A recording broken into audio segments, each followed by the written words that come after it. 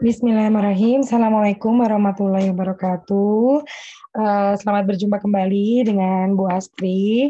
Hari ini teman-teman kita akan membahas mengenai mortalitas dan morbiditas. Kita akan membahas mengenai apa itu pengertian mengenai mortalitas dan morbiditas. Kemudian yang kedua kita akan melihat mengenai ukuran-ukuran mortalitas dan morbiditas serta kebijakan apa yang sudah pemerintah ambil terkait dengan untuk mengurangi mortalitas dan morbiditas. Nah, ini biar biar lebih jelas Bu Astri full screen ya.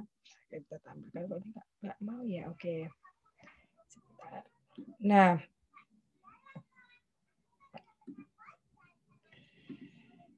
oke.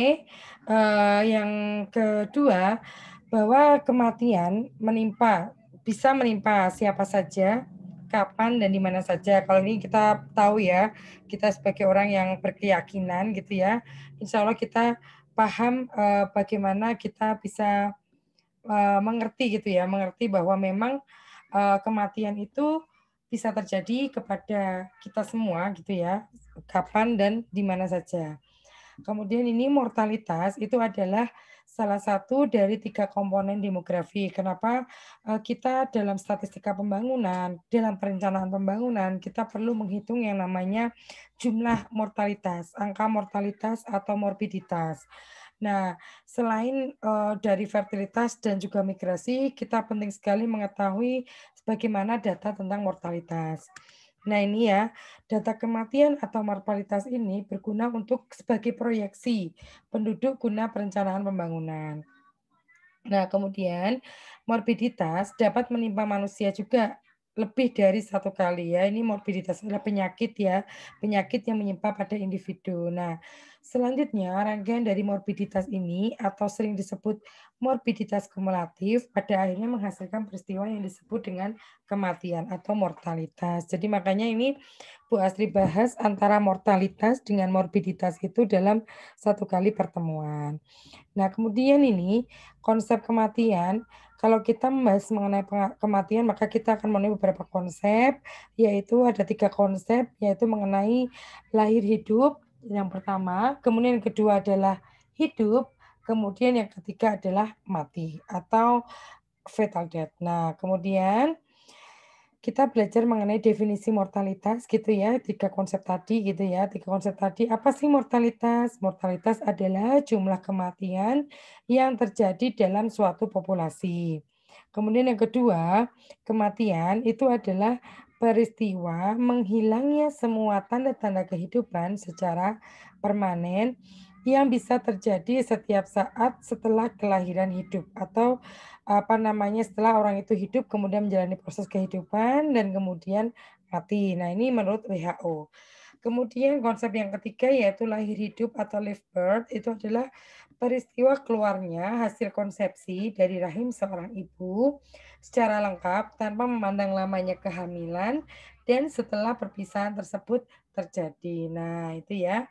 Ini ada 3 definisi konsep tadi. Nah, kalau lahir mati atau fetal death itu adalah peristiwa menghilangnya tanda-tanda kehidupan dari hasil konsepsi sebelum hasil konsepsi tersebut dikeluarkan dari rahim ibunya. Nah, dibedakan atas 3 kejadian ya untuk lahir mati ini, yaitu stillbirth, late fetal death, keguguran, dan juga aborsi. Ini adalah untuk yang konsep tadi. Nah, peristiwa kematian itu terjadi 2, di intrauterin dan juga di ekstrauterin. Nah, kalau di intrauterin itu ada yang namanya ada abortus, yaitu kematian janin di bawah usia 16 minggu.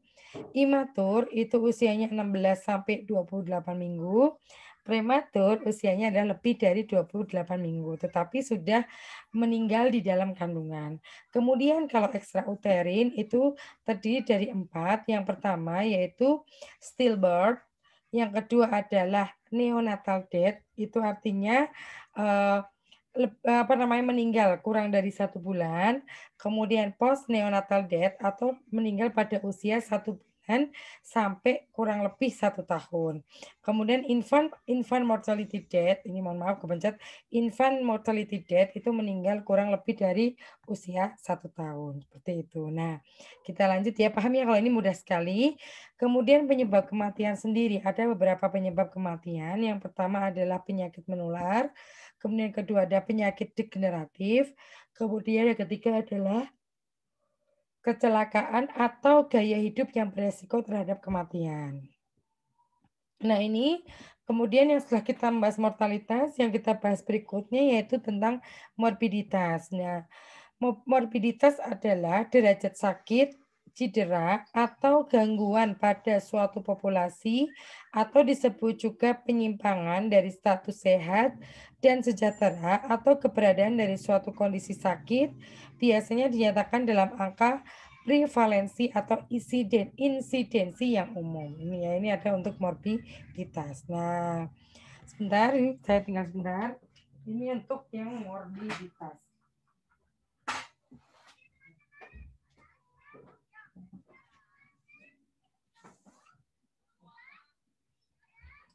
Oke, kita lanjutkan.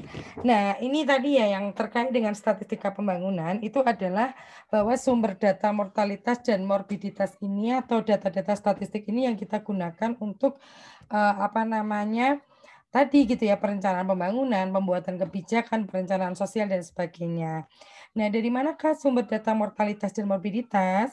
Sumber data mortalitas itu berasal dari yang pertama adalah sistem registrasi vital. Nah, sistem ini mencatat kejadian kematian segera setelah peristiwa kematian tersebut terjadi dari waktu ke waktu. Nah, ini misalnya kalau ada yang meninggal di rumah sakit itu pasti rumah sakit mengeluarkan surat kematian yang nanti diurus ke pemerintah desa setempat kayak gitu dan nanti akan mendapatkan sertifikat kematian dan itu nanti akan diurus lagi ke catatan sipil seperti itu.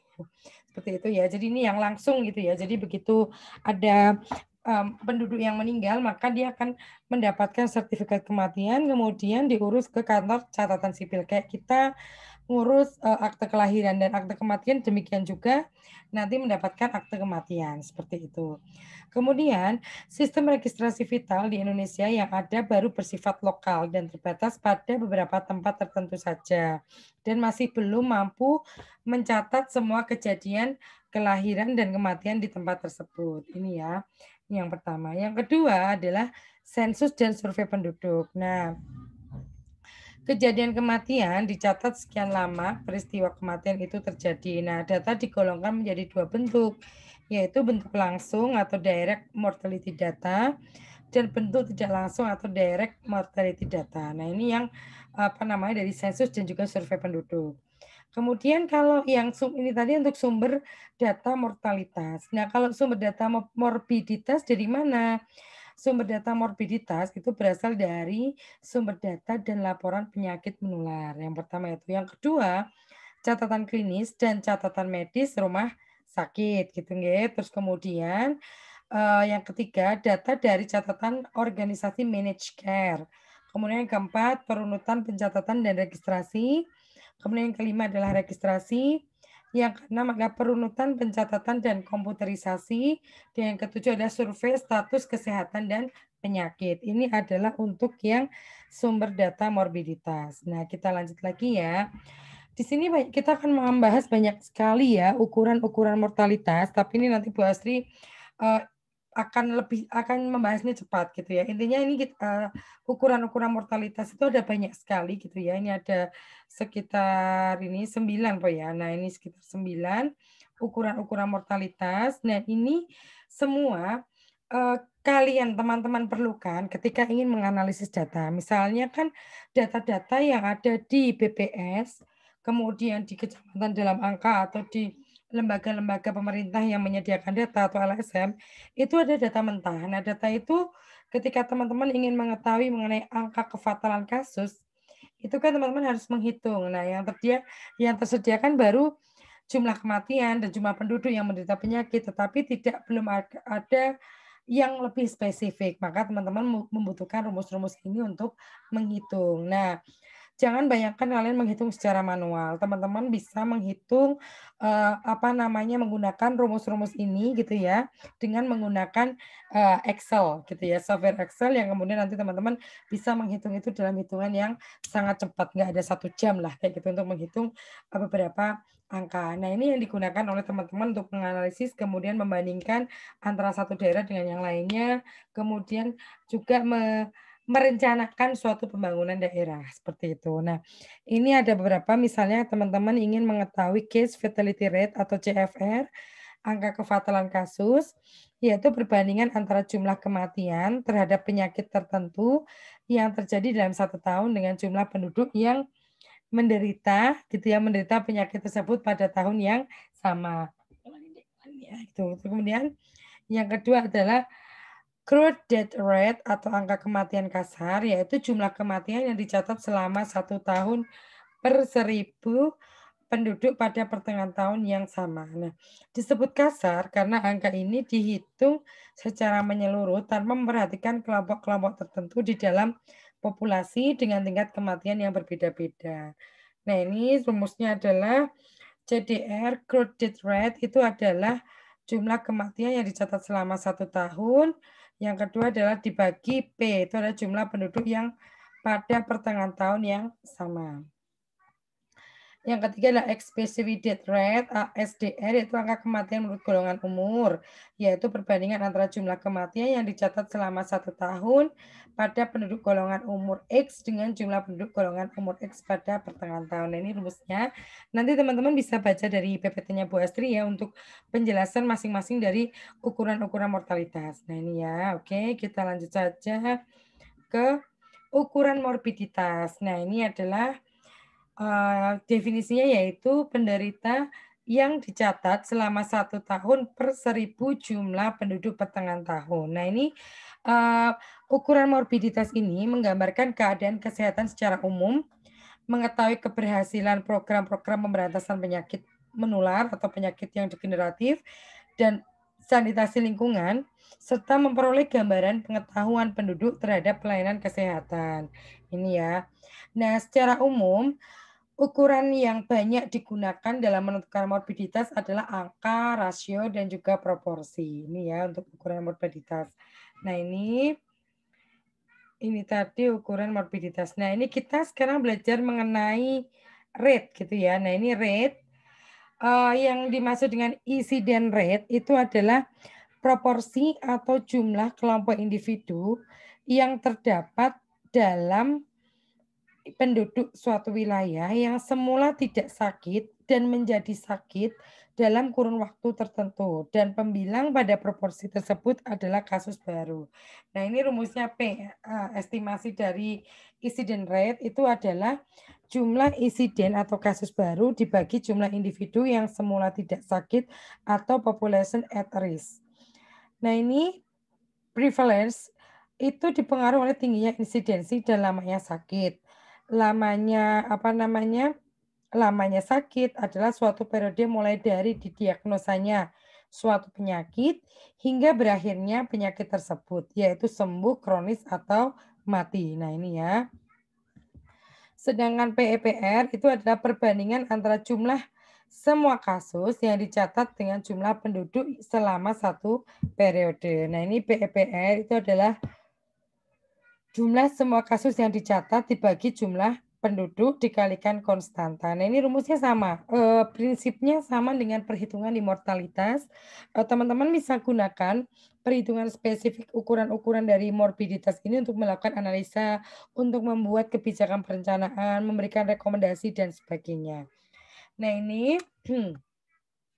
rate itu kan proporsi dalam bentuk khusus perbandingan antara pembilang dengan penyebut atau kejadian dalam suatu populasi tertentu dengan jumlah penduduk dalam populasi tersebut dalam batas waktu tertentu. Nah, ini rate terdiri dari berbagai jenis ukuran, diantaranya ada incident rate, prevalence, PEPR, POPR, AR, SAR, dan sebagainya. Ini yang nanti teman-teman bisa baca di PPT-nya Bu Astri ya. Ini Bu Astri lalui aja karena ini nanti teman-teman sesuai dengan kebutuhan. Ini prinsipnya adalah teman-teman bisa menghitung kebutuhan data spesifik ini dengan menggunakan software Excel seperti itu ya. Nah, oke kita lanjutkan lagi.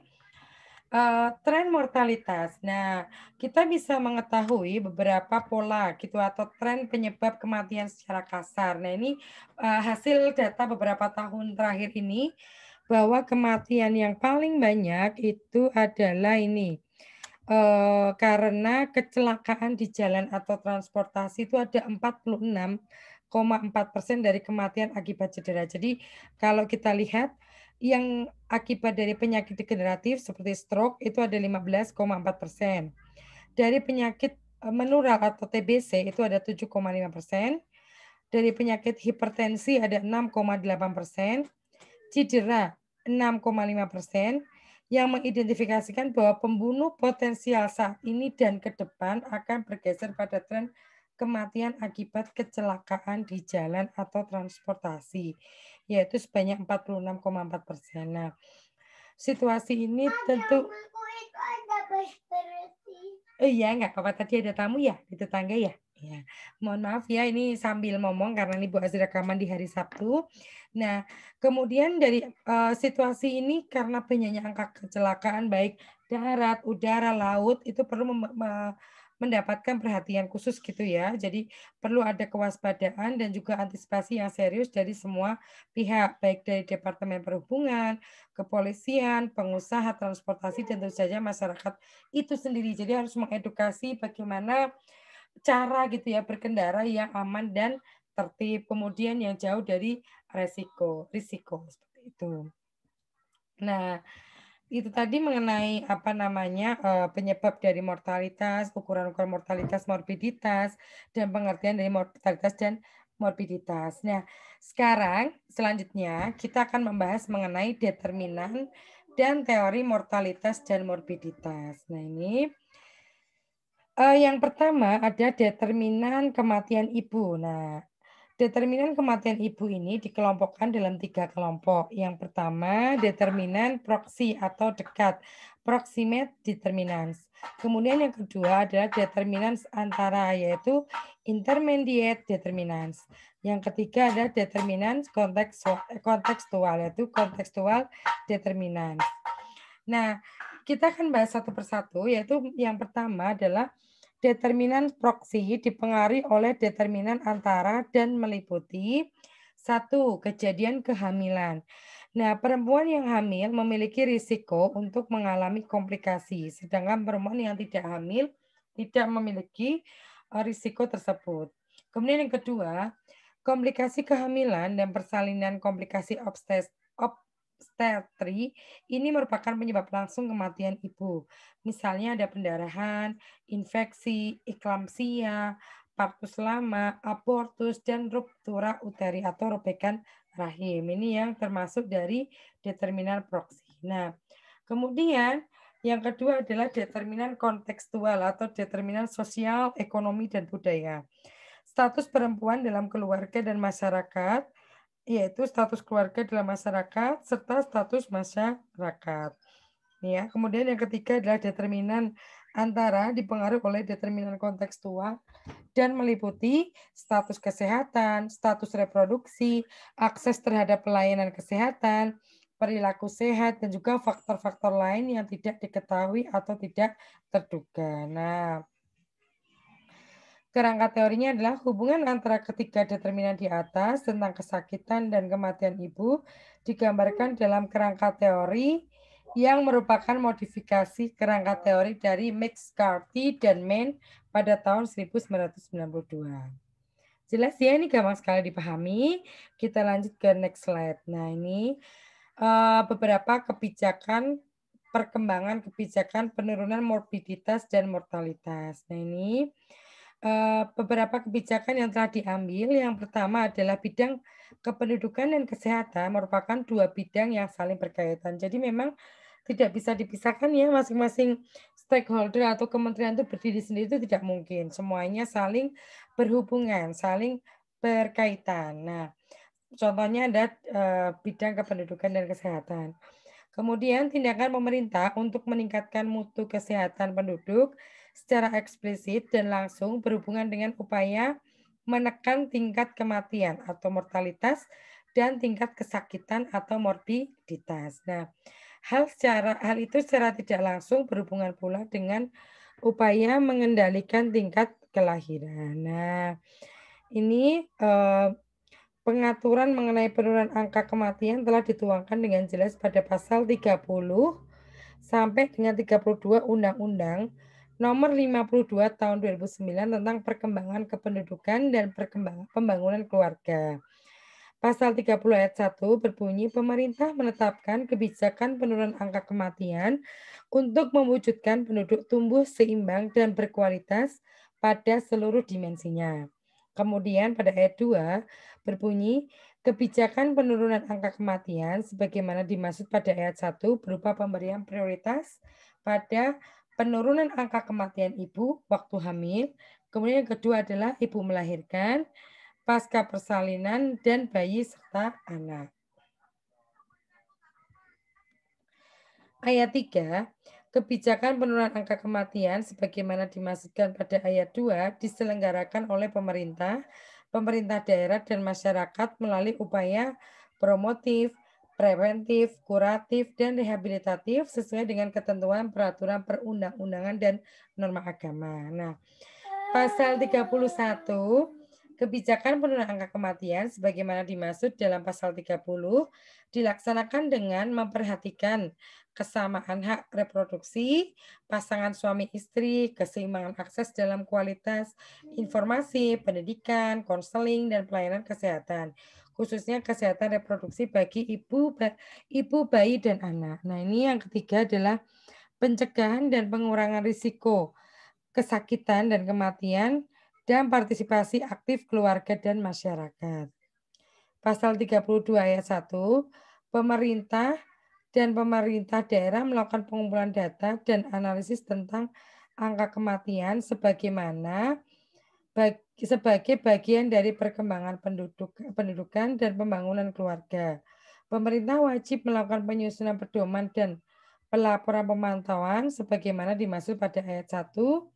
3 yaitu ketentuan mengenai tata cara pengumpulan data dan proyeksi penduduk tentang angka kematian sebagaimana dimaksud pada ayat 1 yang masalah diatur dengan peraturan pemerintah. Nah, ini ya.